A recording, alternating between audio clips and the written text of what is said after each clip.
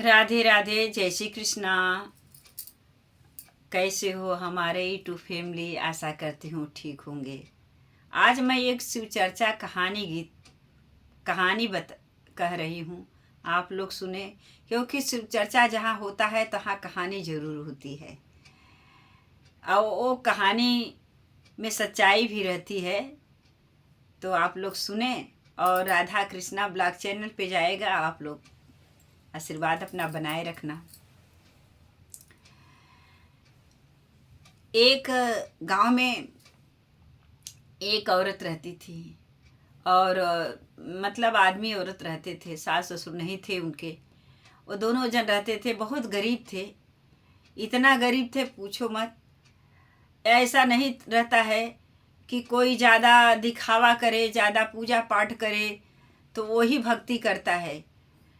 ये सब नहीं करने जो नहीं करता है, जिसके पास कुछ नहीं रहता है तो अपने दिल में वो नमक का जॉब करता है ना, तो उसका भगवान भोलेनाथ सब समझते हैं और सुनते भी हैं। ऐसे करते करते मंदिर जाती थी, शिव चर्चा में जाती थी। बहुत समय बीत गया, उनके पास बाल बच्चे नहीं थे।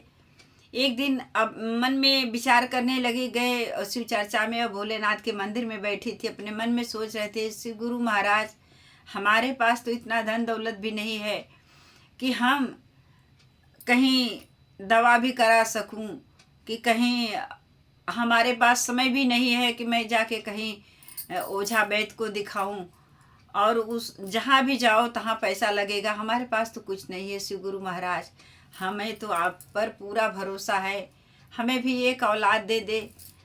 देखो, सब कुछ रहता है लेकिन बेगर औलाद का, बेगर परिवार का घर में रहना बहुत मुश्किल होती है। जो अकेले घर में रहते हैं उसके ऊपर क्या बीतती है वही जानते हैं। तो उनको भी यही था कि हमारे घर में हम दो रहते हैं और हो जाएंगे, हमारा लास्ट समय आएगा, कौन देखेगा। इसलिए प्रभु से विनती करने लगी। प्रभु ने कि कृपा बहुत बरसाए। एक दिन विचार करने लगे गुरुजी कि सच में हमारी शिष्या बहुत दुखी हैं। तो गुरुजी के आशीर्वाद से एक उनको औलाद हुआ। फिर कुछ दिन के बाद में एक औलाद और हुआ। फिर कुछ दिन के बाद में एक औलाद, 3 औलाद हो गए उनके। और अच्छे से ज़िंदगी उनकी धीरे धीरे कट रही थी। काम धंधा करने जाते थे, काम करके जो लाते थे बच्चे लोग को खिलाना पिलाना। और लेकिन कितना भी कष्ट हो जाए, कितना भी सब उनको बोलता था, उनको कौन नहीं बोलता था, लेकिन वो अपना शिव चर्चा में जाना नहीं छोड़ी। शिव गुरु के मतलब वहाँ कहीं भी सुन लें शिव चर्चा हो रहा है, वहाँ ज़रूर हो जाती थी।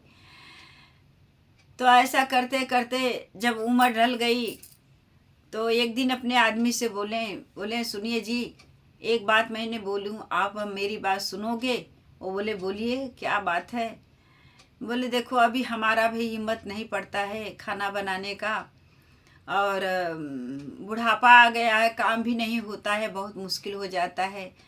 बड़ी बेटी का शादी कर देते तो अच्छा रहता। तो बोले कि हाँ, आप तो सही बोल रही हो, चलो अच्छा ठीक है, मैं कर देता हूँ। बढ़िया कन्या देख के उनकी शादी कर दिए। फिर कुछ दिन के बाद में दूसरा नंबर का भी शादी कर दिए। कुछ दिन के बाद में तीसरा का भी शादी कर दिए।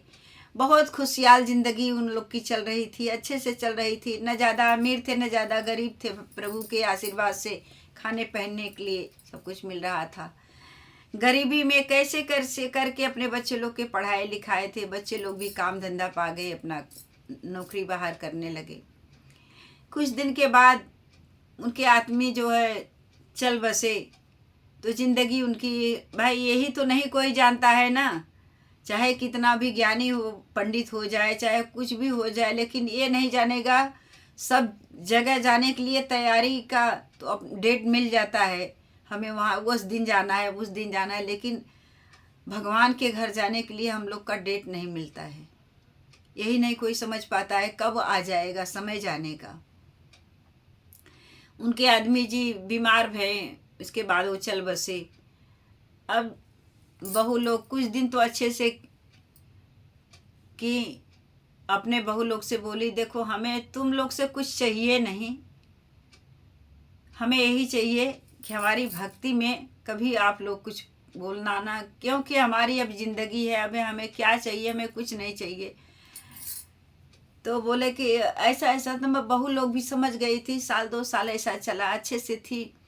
इसके बाद में बड़ी बहू ने बोलने लगी, छोटी बहू ने, हम लोग के आदमी लोग कमाते हैं, बुढ़िया लेके जाती है, सब उधर शिव चर्चा में खर्चा करती हैं, हम लोग कहाँ से लाएंगे इतना पैसा। आपस में बहू लोग ऐसा करने लगे, बुढ़िया को ताना मारने लगी, कहने लगी। तो एक दिन का ऐसा समय आ गया, बोले कि अभी तुमको कहीं नहीं जाना है, अभी घर पे रहना है।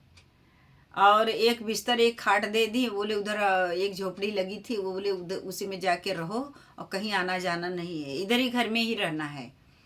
अब बूढ़ा बहुत दिमाग उनका टेंशन में हो गया, अभी मैं क्या करूं, प्रभु ये हमारे साथ क्या कर रहे हो शिव गुरु महाराज। तो एक दिन आए गुरु जी, मतलब भगवान बहुत परीक्षा लेते हैं अपने भक्त का, क्योंकि जब बच्चे लोग अपमान करते हैं ना, तो भगवान का कुछ इशारा रहता है तभी अपमान करते हैं, अपने मर्जी से वो अपमान नहीं करते हैं। अपमान नहीं करेंगे तो सबसे झंझट, मतलब माया कैसे दूर होगा। इसलिए गुरु जी जो है ऐसा लीला करते हैं। तो गुरु जी आए और बोले कि हमें त्योहार था, बोले कि हमें दे दो, भिक्षा दे दो। तो बूढ़ा गई और थोड़ा सा चावल लाके उनको दी। तो बड़ी बहू ने आंख दिखाने लगी कि हम लोग ने रखे हैं अपने लिए और ये बुढ़िया दान धर्म करती रहती है। तो गुरुजी बोले कि सब लोग तो पूड़ी भाजी अच्छे अच्छे पकवान खा रहे हैं, हम तो कुछ खाते नहीं, आज हमारा मन है खीर खाने का, थोड़ा सा दूध और थोड़ा सा चीनी मिल जाएगा तो मैं अपने हाथ से बना लूँगा। अब बुढ़िया गई, थोड़ा सा गिलास में दूध ला के दी। तो छोटी बहू, बीच वाली बहू ने बुढ़िया को चटकन मार दी। अब शिव गुरु ऐसा खड़े होके देख रहे हैं, उनको चटकन मार दी। फिर गए चीनी लेके आने के लिए, तो चीनी उनको दी एक थोड़ा सा गुरुजी को। छोटी बहू ने लात से मारा, बुढ़िया को बाहर निकाल दी। अब बुढ़िया रोने लगी, रोते रोते बहुत दूर गई और वहाँ शिव चर्चा हो रहा था। मंदिर में बैठ के, पीछे बैठ के उन्होंने अपना ताली बजा रही थी और आंसू गिर रहा था उनको, और ताली भी बजा रही थी। तो गुरु बहना लोग पूछने लगी, बहन काहे के लिए, आपको क्या कष्ट है, आप बताइए। शिव गुरु के महाराज के जहाँ शिव चर्चा होता है वहाँ शिव गुरु महाराज हमेशा रहते हैं, सबकी सुनते हैं। सब लोग बोलते हैं ना, बान्हा गुरिया दया की गठरिया, तो वही गठरिया रहती है। तो आप इनसे कुछ भी कहोगे अपना सुनेंगे यहाँ पे। तो गुरुजी, हम लोग भले देख नहीं पा रहे हैं लेकिन गुरुजी यहाँ पे आस्था आ गए हैं, आप बोलिए। तो बोले कि इतना चर्चा आप लोगों ने सुना है, अब हमारा चर्चा सुनो। एक मुट्ठी चौरा हम गुरु दान कइले हो, गुरु दान कइले हो।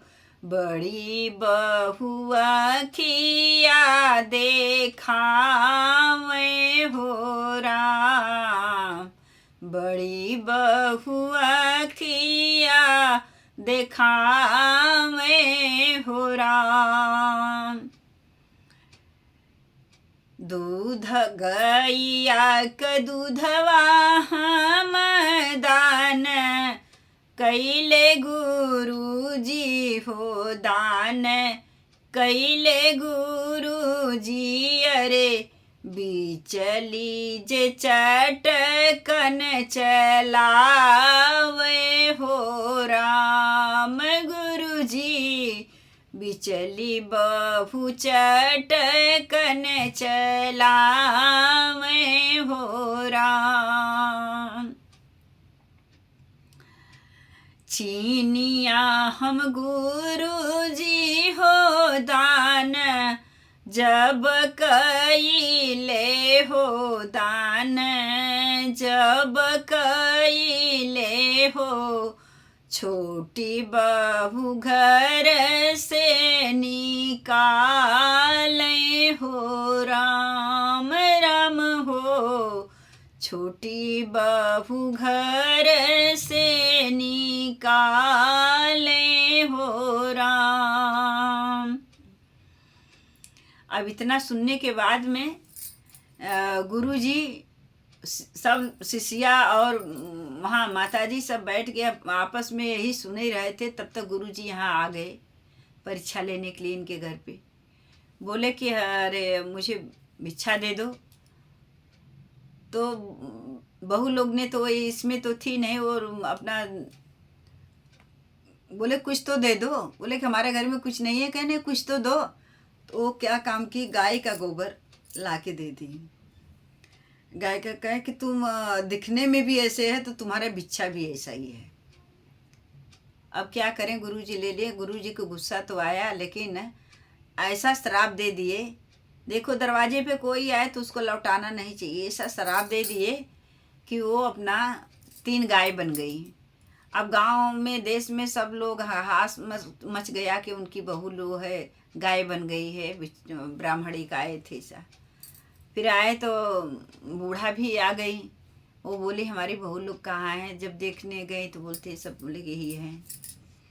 अब गुरु जी को प्रणाम किए। गुरु जी ये आपने क्या कर दिए, मैं इतना दिन से आपकी सेवा भक्ति करती हूँ। कैसे हैं, अपना परिवार हैं, जाने दो, जैसा करेंगे तैसा वो उनको फल मिलेगा। लेकिन हमें अब जस मत लगाइए गुरु जी, आप ये लोग को ठीक करिए। और मैं क्या बताऊँ, आप तो सब जानते हो। तो गुरुजी ने बोले कि जो लाई हो शिव चर्चा में से, उनको अंदर से ऐसा हुआ कि जो शिव चर्चा में से लाई हो वही भभूत ये लोग को लगा दो। वही भभूत ये लोग को लगा दिए। तीनों जन औरत हो गई और अपने सासू माँ के चरण में गिर गई और सासू माँ को भी अच्छे से मान सम्मान करने लगी। और सब लोग उसी समय से ओम नमः शिवाय का जाप करने लगे और सबको भगवान बुद्धि दे दिए। और सब परिवार ये समझ लो कि भक्ति कभी खाली नहीं जाती है। खाली भक्ति करो, दिखावा नहीं है कि हम दिखावा रोज अगरबत्ती दिखाएं, ये करें वो करेंगे, उसी में नहीं है। दिल से भगवान तो सबके दिल में रहते हैं। दिल से अपना भक्ति करो, दिखावा ना करो, भगवान जरूर सुनते हैं सभी को। हर हर महादेव।